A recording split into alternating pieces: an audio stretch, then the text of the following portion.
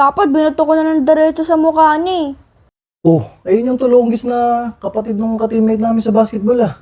Ito yung pagkatapos magsumba, naku, pumipila doon sa burgeran. Buy one, take one pa, ha? Magpapahinga lang ako saglit. Hahasain ko na yung gamit ko. Tapang nito ah. Dapat binato ko na ng diretso sa mukha niya eh. Tol, mukha naman siyang basura eh. Ano na naman yan, Amanda? Sino na naman kaaway mo? Eh kuya kasi, kanina sa school, habang nagbabato ako ng basura, tumama dun sa isa kong schoolmate. Ngayon, ang yabang. Patingin nga, sino ba yan? Oh, ayun yung tulonggis na kapatid ng ka-teammate namin sa basketball ah. Wala naman tira yun. Teka, pause ako.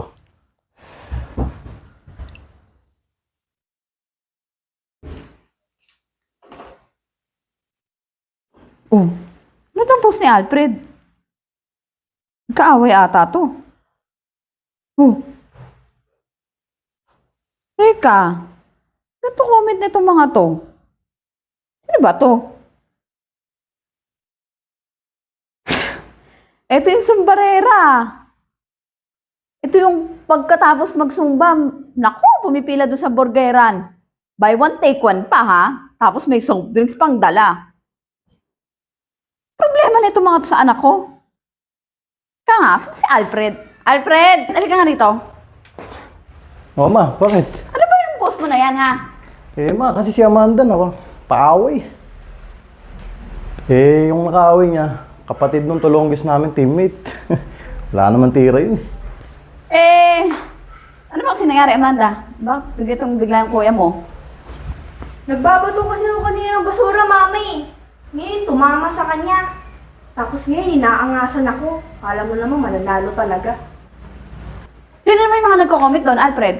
Mga kamag-anak niya yun, ma. Alam mo kung sino, di ba? Pag pinatulan mo naman, papabarangay. Teka, mga taga-saan ba yung mga yan, ha? Taga-kabilang block lang, ma. Ah, ganun ha. Taga-kabilang block ha. Sige. Ah, gusto nila ng gulo ha. Ma, si Papa. Pa, Ano sabi mong gulo?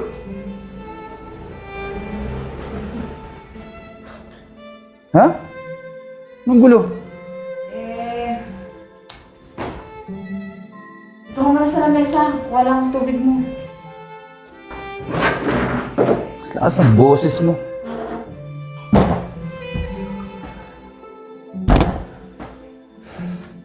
Tubig ka muna. Pangatlong tanong ko na to. Ano ka ako sinasabi mong gulo?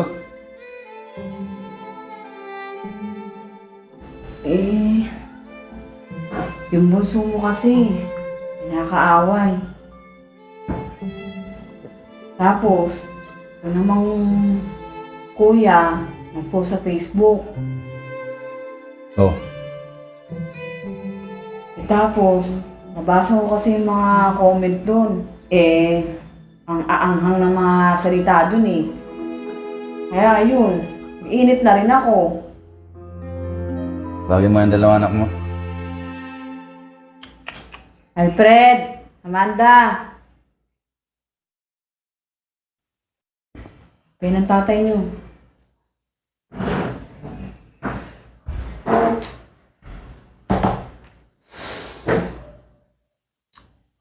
So, sa madaling salita, problema. Amanda, ilang taon ako nakulong? 6 na taon po. Ikaw, Alfred, ba't ako nakakulong? Eh, tinulungan niyo yung kaibigan niyo pa. Ikaw, bakit ko tinuluyan? Yung taong dahilan kung bakit ako nakulong ng 6 na taon. Kasi, yung ako na yung aambangan. Tinuluyan mo. So, sa madaling salita, kung di ko ginawa yon, ikaw ang wala ngayon. Pero sa pangyayari na yon, 6 na taon akong nagstay sa kulungan.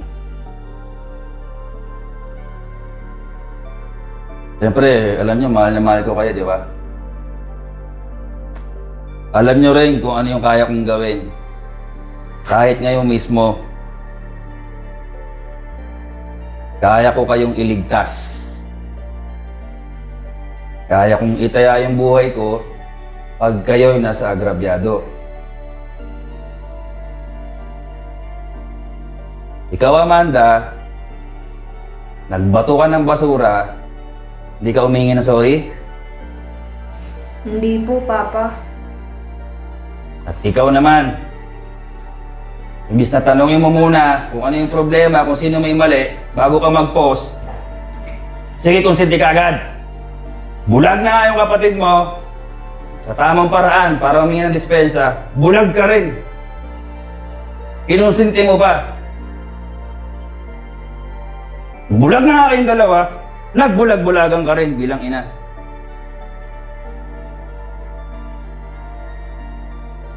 Tapang-tapang mo, lulusob ka. Wala kang nga nagawa eh. Nung inundayan ka nung taong tinuluyan ko, di ba? Natulala ka lang. Kaya ako nakulong ng 6 na taon.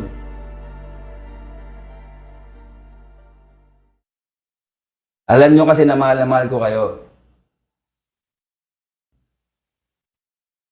Kaya ang tatapang nyo. Pero hindi nyo inisip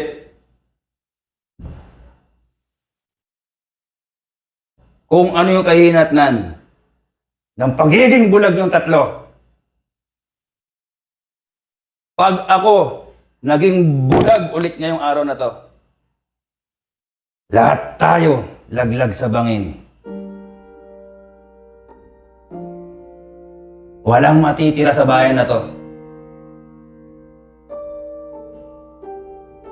Ngayon, kung mahal niyo akong dalawa bilang ama at mahal mo ko bilang asawa, kayo naman na magligtas sa akin ngayon. Magpapahinga lang ako saglit, hahasain ko na yung gamit ko. Gusto ko pagising ko, may desisyon na kayo. Pag-isipan nyo maigi.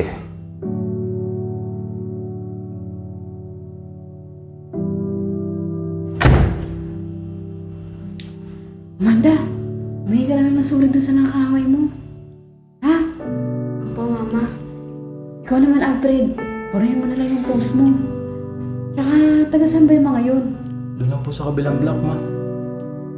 Sige, pupuntahan ko na lang ngayon yung mga yan. Hingi ako ng dispensa sa nangyari. Hirap na. Ayoko nang makulong yung tatay niyo. Lalong ayoko na rin mawala siya sa atin.